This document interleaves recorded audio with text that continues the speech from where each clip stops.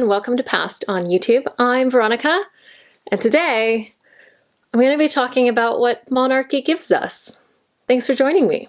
Oh hi, it's me in a big gray jumper. No, I'm not apologizing for anything. Other than not having been able to put out regular content this year. I'm here to ask for your help. Last almost year, things have slowed down with my production, but starting next year, I will be getting episodes of both the podcast and videos out more regularly. If you like what you're seeing here, then please consider joining my Patreon. I've had payments paused over the last few months because I knew I didn't have the energy to commit to things. You joining will help me, hopefully. I'd like to hire an editor to help with videos and the podcast, and maybe a research assistant to help with my research load. All members get special podcast episodes and early releases. I put these videos and the podcasts up to patrons first. Usually when I'm done editing it, it's a nice proofread. Plus, some patrons can even commission their own special episodes. So if you are liking what you're seeing, please consider becoming a patron at patreon.com/pastpod. All right, hoodie up.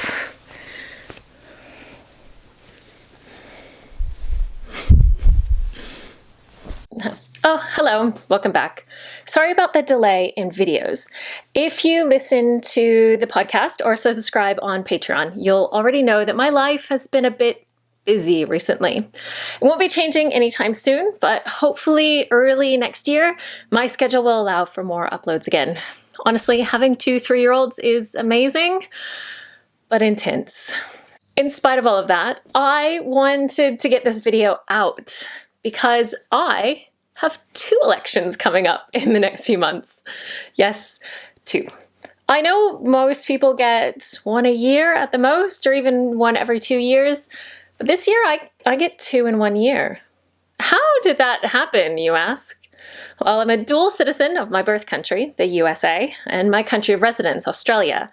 And I happen to live in one of the areas of Australia that will be having a local election in October. So 2 elections for me. I'm pretty sure you'll all be able to guess how I'm voting by the end of this video if you couldn't before. I should give a prize for anyone who can correctly guess my voting in Australia. Answers in the comments if you know why that would be difficult to guess. I will get into it at some point in this video. If you do want to guess, let me know. I'll let you know how right or wrong you are. Okay, so my podcast in general, the show, is a lot about royalty. And what does royalty have to do with elections? Other than officially calling national elections in countries that follow that system. See here.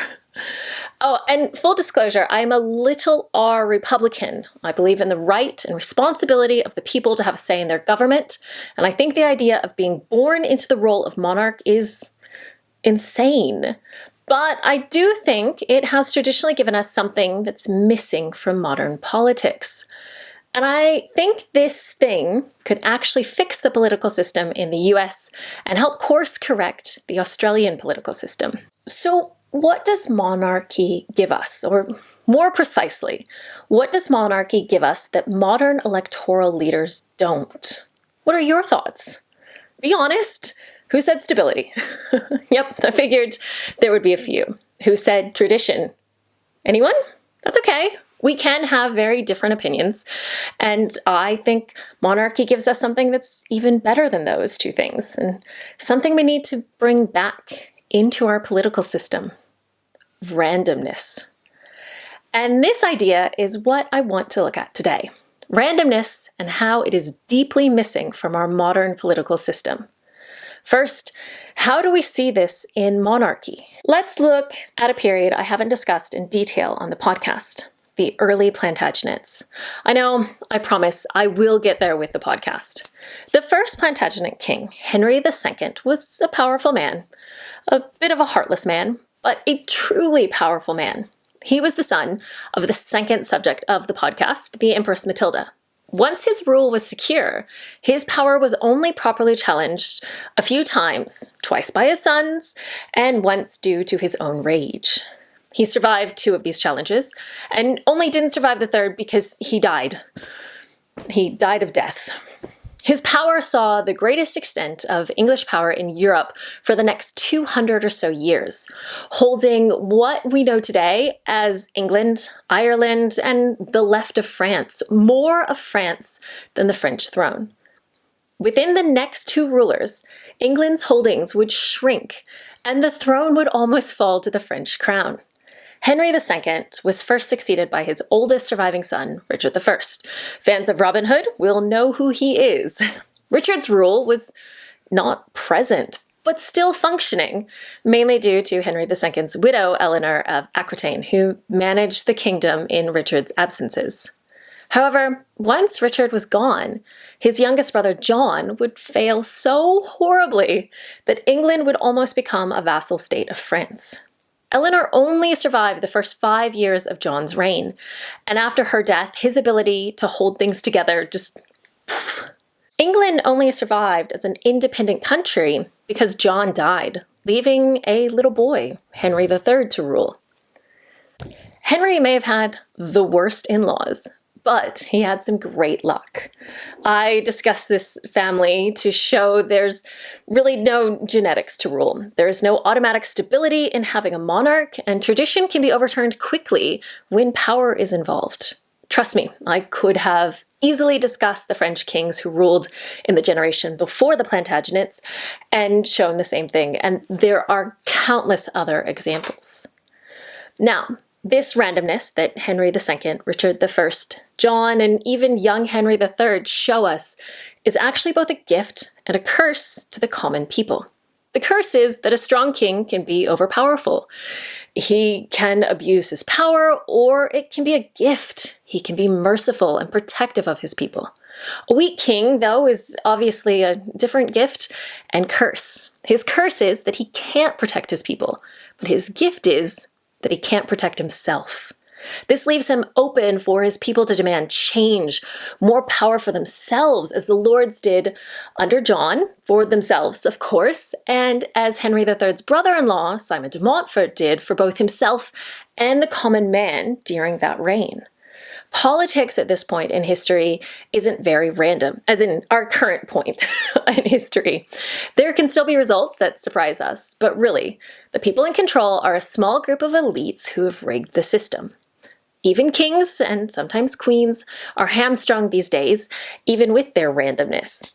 When we have a president or prime minister who seems strong, they are really just pushed up by an apparatus. When we have a weak one, they are very obviously propped up by the same apparatus.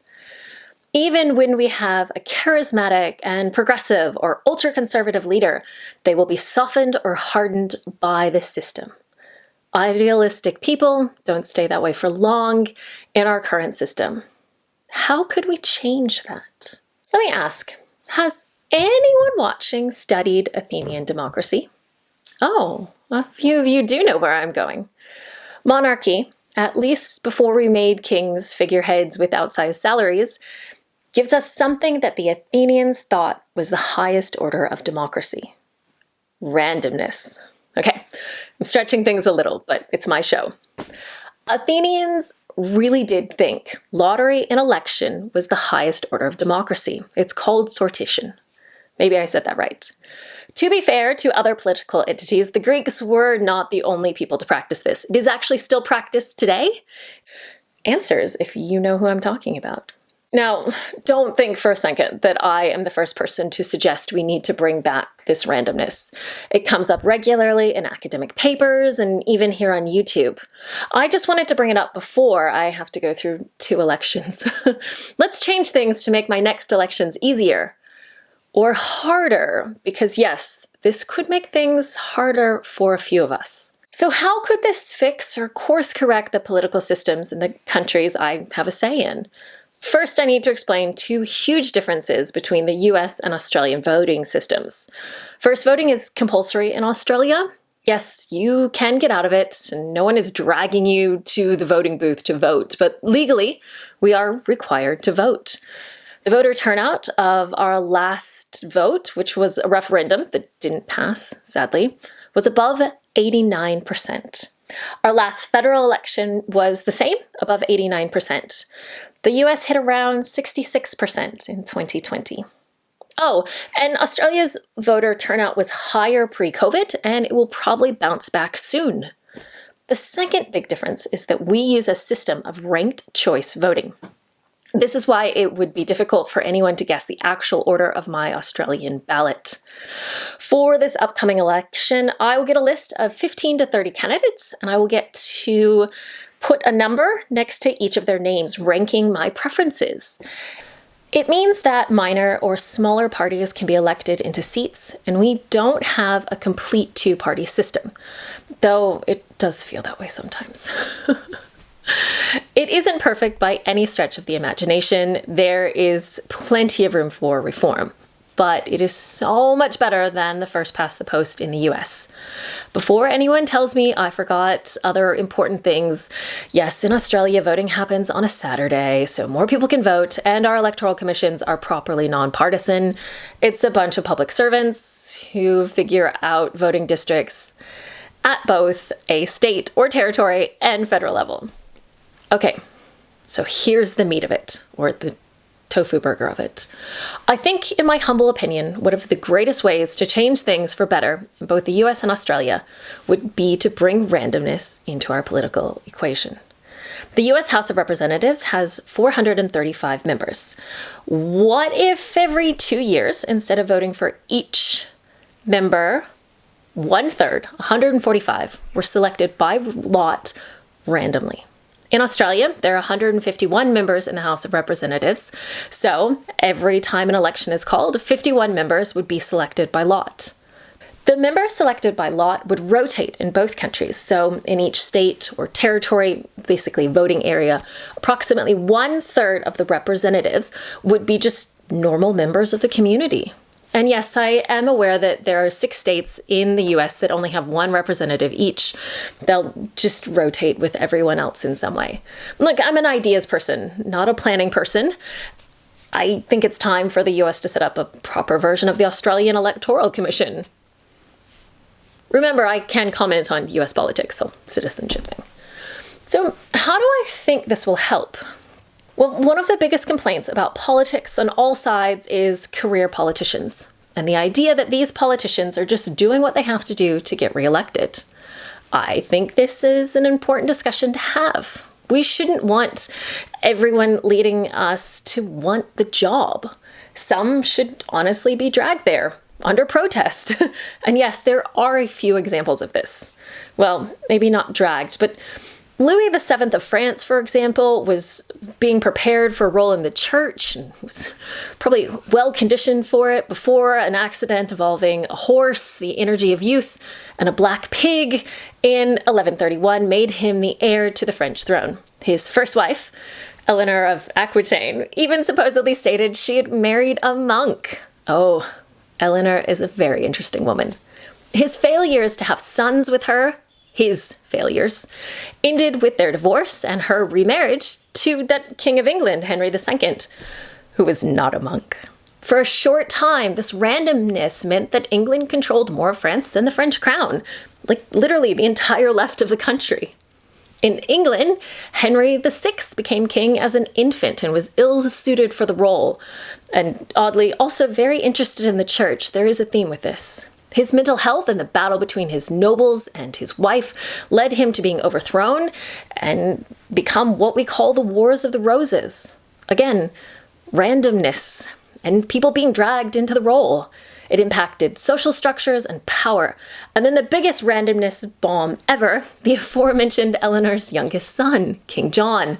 John's father, Henry II, and older brother Richard had been powerful men who could control their nobility. John, on the other hand, could not. His lack of skills at kinging would lead to the Magna Carta, and he would be succeeded by a little boy who would be a pretty unimpressive king and had the worst in-laws an English king, at least according to me, has ever had.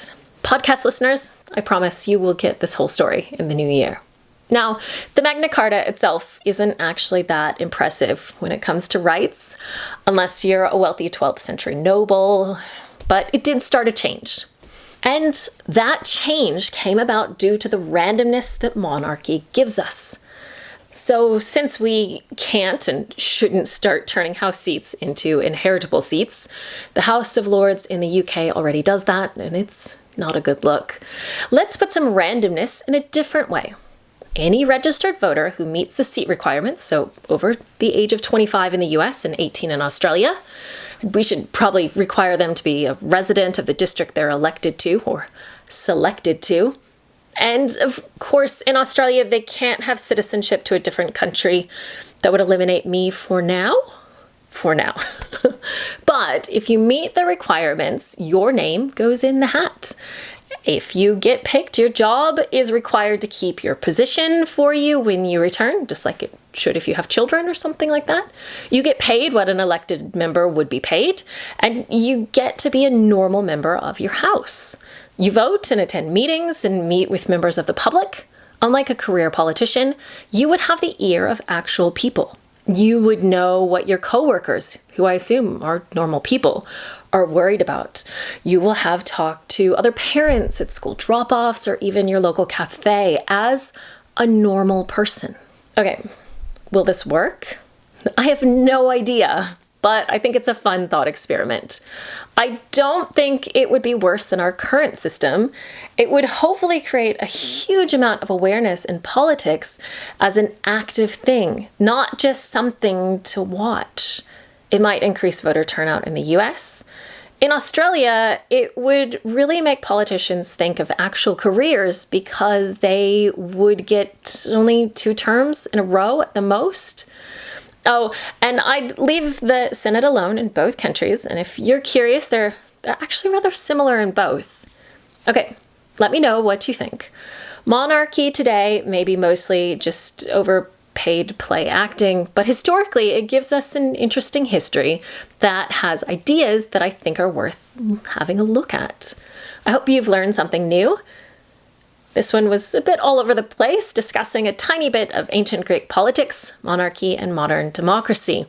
If you want an actual episode on individually any one of those things, please let me know in the comments and I'll do my best. Thank you as always, and next time I'm going to let you know how a father can secure his daughter's throne instead of, having it taken legally-ish. It's like protecting it legally-ish. Hopefully that will be out within a few weeks. And thank you as always. Bye!